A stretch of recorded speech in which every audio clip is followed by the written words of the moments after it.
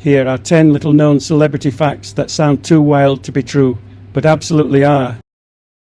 During the 2008 Beijing Olympics, Usain Bolt, widely considered the fastest man in history, reportedly consumed around 100 chicken nuggets a day. In his memoir, Faster Than Lightning, my autobiography, Bolt candidly shared that he found the local Chinese cuisine unfamiliar and unappealing, so he relied heavily on McDonald's for sustenance. Conveniently located in the Olympic Village, the fast food giant became his go-to meal source. For the better part of his stay, he claimed to eat nuggets for breakfast, lunch and dinner, often accompanied by fries and an apple pie. Despite what many might consider a nutritionally questionable diet, Bolt's performance in Beijing was nothing short of extraordinary. He won 3 gold medals, 100 metres, 200 metres and 4x100 metre relay, and broke world records in the process. His dominance on the track, paired with his laid-back personality and unusual dietary habits, further fueled his legend. That he could run faster than anyone in the world while consuming massive quantities of fast food seemed to defy every principle of elite athletic nutrition. Bolt's nugget habit has since become part of Olympic law, offering both amusement and amazement. While nutritionists would never recommend such a diet for high performance, Bolt's sheer natural talent and physical prowess may have overridden the typical consequences of poor eating habits, at least for a short time. The story also underscores the quirky and human side of elite athletes, reminding us that even at the highest level, personal comfort and routine can sometimes trump conventional wisdom. Cristiano Ronaldo, one of the most celebrated footballers in history, is known not just for his athletic prowess, but also for his dedication to personal health and philanthropy. One lesser-known but widely shared fact about Ronaldo is that he has no tattoos, a rarity among modern football stars. The primary reason he remains ink-free is his commitment to regularly donating blood. In many countries, including his native Portugal, blood donation guidelines recommend that individuals refrain from giving blood for a period after getting a tattoo, due to the risk of infection from unsterile tattoo equipment. Ronaldo has spoken publicly about the importance of blood donation and has participated in campaigns to encourage others to do the same. He began donating blood early in his career and has maintained the practice consistently over the years. His decision to avoid tattoos, despite being in a sport where body art is highly popular, is a reflection of his personal values and priorities. It also fits into his broader lifestyle philosophy, one that emphasizes discipline, health, and helping others. Beyond blood donation, Ronaldo has also been involved in bone marrow donation and has urged others to register as potential donors. His advocacy is deeply personal. He was moved to action when a teammate's child needed a transplant. Unlike many celebrities who keep their charitable efforts private or limited, Ronaldo has used his platform to raise awareness about medical donations in a visible and influential way. His tattoo-free body is not just a personal aesthetic choice, but a symbol of his dedication to saving lives, quietly and consistently off the pitch. Before becoming one of Hollywood's most iconic actresses and humanitarian figures, Angelina Jolie once considered a career path vastly different from the spotlight. She aspired to become a funeral director.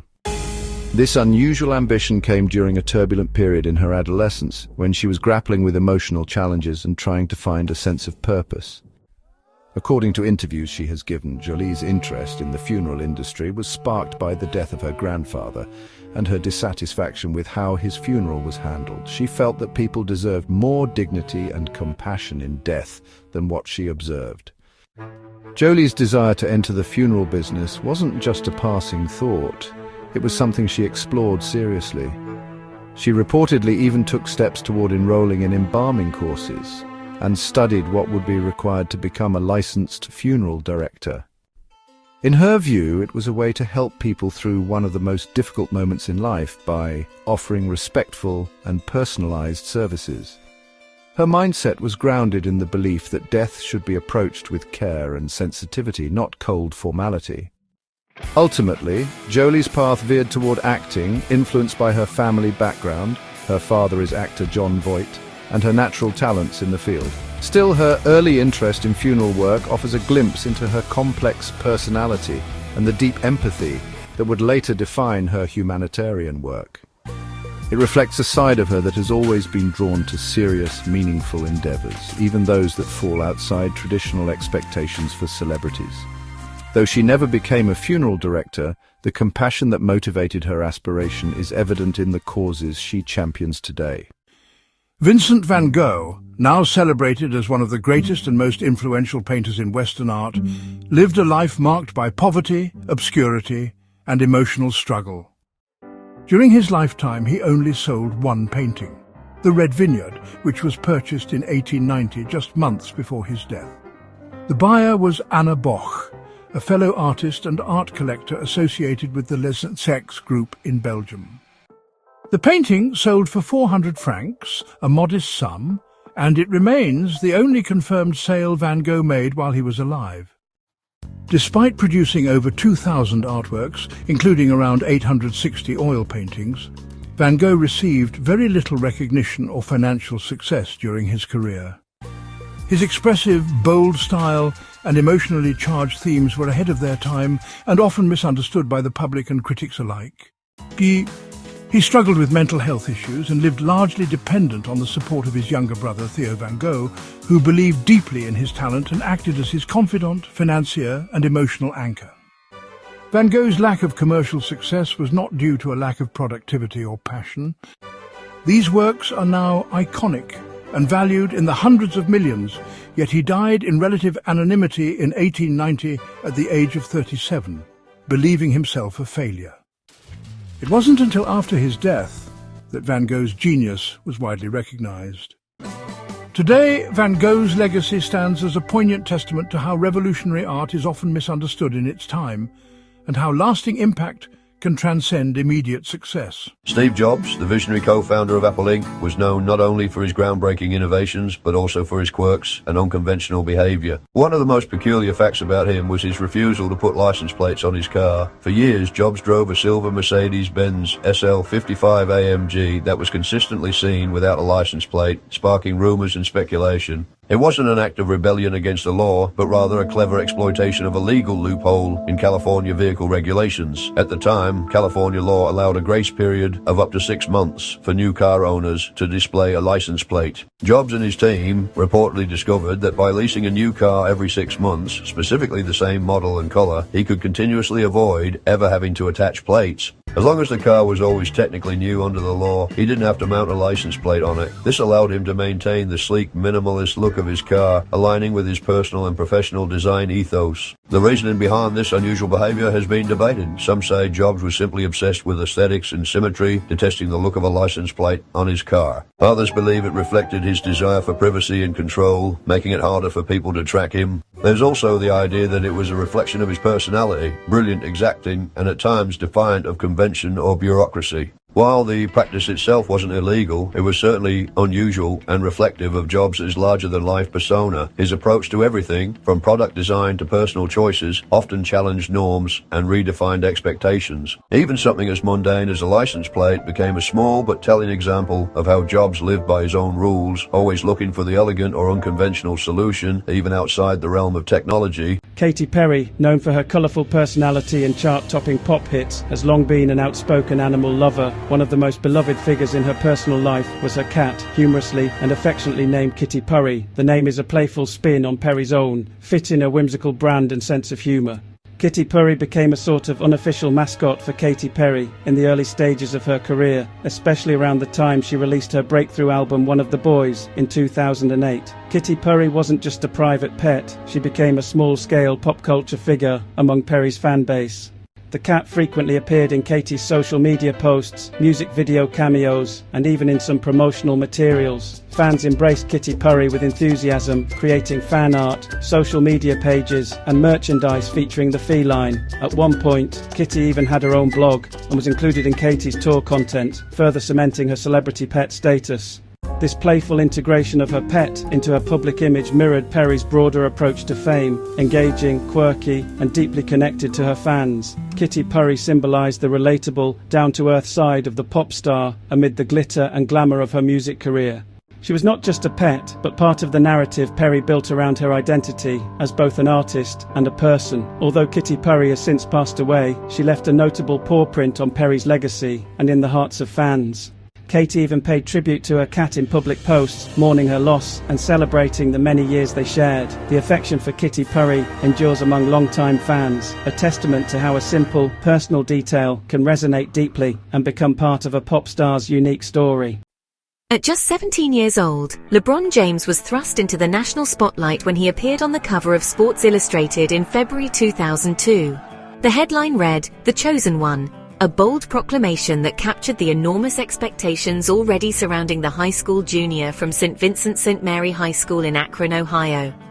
At the time, James was widely regarded as the most promising basketball prospect in decades, and the article detailed his skills, maturity, and potential to revolutionize the game at the professional level.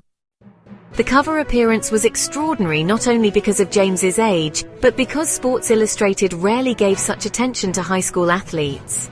It instantly elevated LeBron to a level of fame and scrutiny that few teenagers experience, placing him under the intense gaze of media, fans, and scouts alike.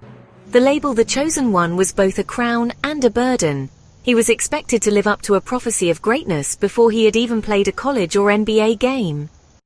Rather than crumble under the pressure, James embraced it. He even got the phrase "Chosen One" tattooed across his back, symbolizing his willingness to accept and fulfill the lofty expectations placed upon him.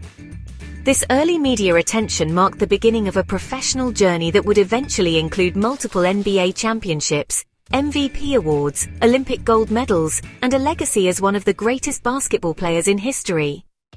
Looking back, the Sports Illustrated cover serves as a pivotal moment in sports history, a time when the world was introduced to a teenage prodigy who would go on to meet and exceed the immense hype.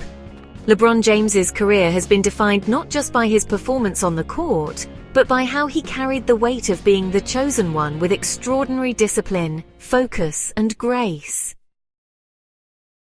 Seeing Jennifer Lawrence's rise to fame began with an unexpected and serendipitous moment. She was discovered by a talent scout while on a family vacation in New York City. At the time, she was just 14 years old and had no formal acting training or aspirations to become a star. While walking the streets of Manhattan with her mother, she caught the eye of a talent scout who was immediately struck by her natural charisma and presence. That chance encounter led to a whirlwind of auditions and eventually marked the beginning of her acting career. After the initial discovery, Lawrence quickly impressed agents and casting directors with her raw talent and mature screen presence. She began booking small roles in commercials and television shows, including a part on the series The Bill Engvall Show. Her big breakthrough came in 2010 with the critically acclaimed indie film Winter's Bone, where she played a gritty and determined teenager in rural Missouri. The role earned her an Academy Award nomination for Best Actress, making her one of the youngest nominees in the category's history at the time. What's remarkable about Lawrence's journey is how rapidly she ascended the ranks in Hollywood, all stemming from a spontaneous moment that most people would consider sheer luck. However, it wasn't just luck that carried her forward. It was her undeniable talent, work ethic, and authenticity. That random discovery in New York ignited a career that would soon include blockbuster roles in the Hunger Games franchise, Silver Linings Playbook, and American Hustle, along with multiple Oscar nominations and a win. Her story is often cited as an example of how unpredictable and serendipitous success in the entertainment industry can be. From a teenager strolling through New York with no acting experience to one of the most bankable and respected actresses in Hollywood, Jennifer Lawrence's origin story reflects both the randomness of being discovered and the power of natural talent meeting opportunity. Before becoming the leader of the Roman Catholic Church, Pope Francis, born Jorge Mario Bergoglio, led a surprisingly diverse and grounded life, including working as a nightclub bouncer in Buenos Aires, Argentina. This little-known chapter of his life is often cited as an example of his down-to-earth nature and deep understanding of everyday people. As a young man in his native Argentina, he took on various jobs to support himself and his family, and one of those roles involved maintaining order at the door of a local club. His time as a bouncer came during a period when he was also pursuing his studies and spiritual growth. Bergoglio worked at the club at night while also studying chemistry and later entering the seminary. The experience gave him early exposure to the grittier side of human behaviour, helping him develop the kind of patience, street smarts and people skills that would later define his papacy. It also added to his reputation as a pope who is both humble and relatable, someone who has lived a life not far removed from the struggles of ordinary people. The story of his time as a bouncer has often been mentioned by Pope Francis himself in interviews and public addresses, not as a boast, but to highlight the varied paths life can take and the importance of staying connected to one's roots. It stands in stark contrast to the often rarefied lives of many high-ranking clergy, and it reinforces the message that faith leaders are also human beings, shaped by real-world experiences. Ultimately, this chapter of his life contributes to the broader narrative of Pope Francis as a reform-minded, accessible and empathetic figure.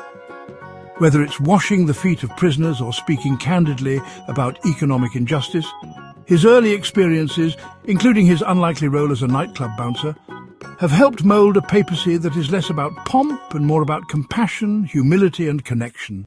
Bill Murray, the iconic actor and comedian known for films like Ghostbusters, Groundhog Day and Lost in Translation, is famously elusive in Hollywood circles, not just because of his quirky personality, but also due to his unconventional approach to working in the industry. Unlike nearly all major actors, Murray does not have an agent or a manager. Instead, he set up a 1-800 number where aspiring directors, producers and collaborators must leave a voicemail pitching their projects. There's no guarantee he'll listen to the messages, let alone respond. This unique system has become legendary in entertainment circles and is part of the mystique that surrounds his career choices. The origins of this method are rooted in Murray's desire to have more control over his time and avoid the constant pressure of Hollywood's fast-paced, transactional environment. By eliminating traditional gatekeepers, he can pursue roles that genuinely interest him, at his own pace and on his own terms. It's a way of filtering out noise and only engaging with projects that strike a chord with him personally. However, this approach has also meant that many filmmakers have struggled to get in touch with him, and some projects reportedly stalled or shifted because they couldn't confirm his involvement in time. Despite the impracticality of the method, it has contributed to Murray's legendary status as a cultural icon who operates outside the norms of the industry. Directors like Wes Anderson and Sofia Coppola have successfully reached him through the 1-800 number or by sheer persistence and personal connections. In fact, Coppola once famously waited months for him to agree to star in Lost in Translation, a role that earned him an Oscar nomination and critical acclaim, after only leaving a vague commitment via voicemail. Bill Murray's choice to reject the typical Hollywood machinery exemplifies his fiercely independent spirit. It has allowed him to cultivate a mystique that's both frustrating and fascinating, leading to a career that's unpredictable but uniquely authentic. His 1-800 number is more than just a logistical oddity. It's a symbol of his refusal to conform and a reminder that, in a world driven by constant communication and accessibility, sometimes less really is more. Thank you so much for watching. I hope you enjoyed diving into the lesser-known side of these celebrities, but the story doesn't end here. Next up, we're pulling back the curtain on celebrities both past and present. You won't want to miss. Stay tuned.